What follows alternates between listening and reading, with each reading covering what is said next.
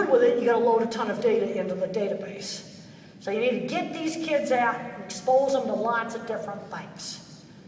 Because when you're a bottom-up thinker, I've got to have lots of specific examples to put in different file folders in my brain.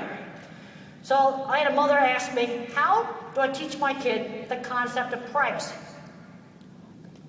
You're going to have to teach it with specific examples, just out in the real world. Okay, let's say you go into the washroom and he forgets to shut the door. You have to say, well, you got to shut the door for privacy. Let's say he takes his pants off at the shopping center. You say, no, those you take off in private, in your bedroom. Your jacket you can take off in public. You just have to teach with specific examples of things. Because there is no, it's not top-down thinking. Also, another thing you teach is that certain parts of the body are private. You can teach that, and then those parts are going to stay covered up, everywhere except at home, except in your bedroom, in the bathroom. Okay, let's work on, teaching more flexibility of thinking. That different things can be in different categories. I could ask you to pick out the red objects. But now let's work on thinking up new categories. Rectangular objects, round objects, plastic containing. Things can switch around in different categories. The thing about the autistic mind is it's into detail. This is a test that kind of measures detailed thinking about overall gestalt thinking. So you might put one of these letters up there and say, now, tell me the big letter or tell me the little letter. They'll pick out the little letters first because the mind goes into detail. It's details forming the whole.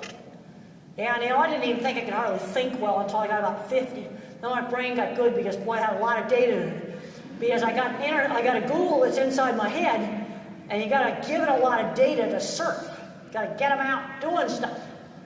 Is autistic learning just memorization and scripting? Yeah, in the beginning it is. I couldn't figure out why, when I was in high school, I was called tape recorder. Well, I was called tape recorder because I'm always saying the same thing all the time. But as you get them out and you get them more and more and more experiences in their brain, then they got more and more stuff that they can pull out of the brain to recombine in different ways. Do things like have different lengths of blocks to teach number concepts. Let's make teaching number concepts real, with hands-on things. Now the thing is, if I teach number concepts just with plastic thingamajiggies, you might think it only applies to plastic thingamajiggies. He's going to have to learn to count. You could have 2 cars, 2 pennies, 2 pencils, 2 people, 2 horses. That number concepts apply to big things, to little things, people, living animals, all kinds of different things. And teach fractions by doing things like, cutting up a pizza, cutting up a pie. You've got half a glass of water, you've got a full glass of water. That's how you teach proportion. Do it in the real world. And I'm really appalled at how the schools are taking out so many of the hands-on classes. Those are the classes that really saved me. If I hadn't had art when I was a kid, I would have just been dead. And the other thing is, hands-on things teach practical problem-solving skills. Seeing a lot of people today that they don't seem to have as good a practical problem-solving skills. And I think that we need to be getting some of those hands-on things back into schools. Now, it's a book that I did with Sean Barron, and the interesting thing is we both have social problems, but they're different.